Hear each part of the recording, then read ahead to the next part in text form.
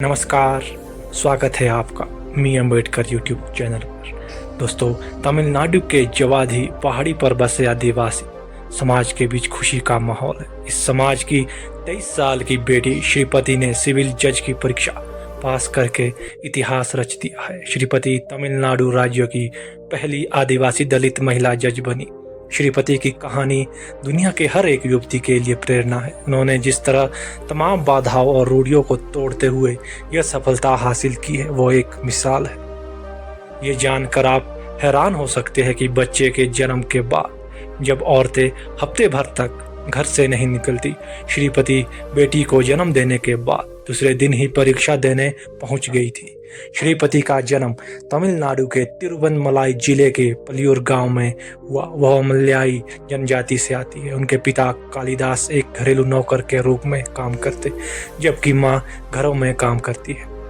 तमाम लोग महानगरों की अच्छी स्कूली शिक्षा के बावजूद सफल हो पाते हैं, बल्कि श्रीपति ने अपने स्कूली पढ़ाई तिरुपति जिले केलागिरी पहाड़ी के सरकारी स्कूल से पूरी की। फिर उन्होंने तिरुवन्नमलाई के सरकारी लॉ कॉलेज से कानून में स्नातक की। इसके बाद तमिलनाडु के डॉक्टर अंबेडकर यूनिवर्सिटी से मास्टर डिग्री ली। पढ़ाई के बाद श्रीपति तमिलनाडु के एक जिला अदालत में वकील के रूप में प्रैक्टिस कर दलितों के हक में लड़ने के कारण वह जल्दी लोकप्रिय हो गई। लेकिन अदालत में अंतिम फैसला जजों के हाथ में होता था, तो यह देखते हुए उन्होंने सिविल जज बनने का सोचा और तैयारी में जुट गए। लेकिन यह सफर इतना आसान नहीं था। सुदूर गांव में रहने के कारण उनको कोचिंग, स्टडी मटेरियल और इंटरनेट जैसी समस्याओं से जूझना पड़ा। तो दूसरी ओर घर की जिम्मेदारी भी थी। आदिवासी समाज में शादी जल्दी हो जाने के रिवाज के कारण श्रीपति के पिता ने भी उनकी शादी जल्द कर दी। श्रीपति की मुख्य लिखित परीक्षा थी, तब वह प्रेग्नेंट। हालांकि उन्होंने यह बाधा पार कर ली और पास की, लेकिन आगे और संघर्ष था।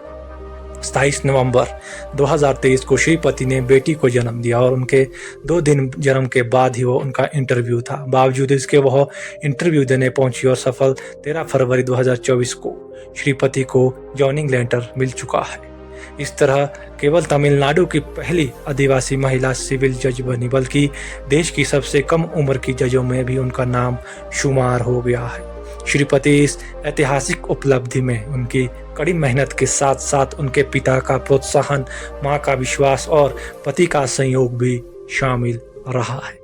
इस उपलब्धि के बाद श्रीपति के नाम की चर्चा चारों ओर गूंज रही है। श्रीपति की सफलता पर तमिलनाडु के मुख्यमंत्री M.K. स्टालिन ने बधाई देने के खुद को नहीं रोक पाए।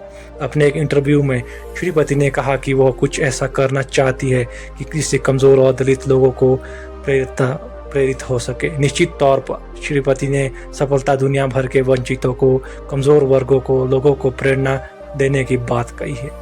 तो दोस्तों, आप इनके बारे में क्या कहना चाहते हैं, हमें कमेंट करके ज़रूर बताइए। और दलित बेटी ने दलितों का नाम रोशन करके बहुत बड़ा काम किया है। तो दोस्तों, मिलते हैं नई वीडियो में, तब तक के लिए जय भीम।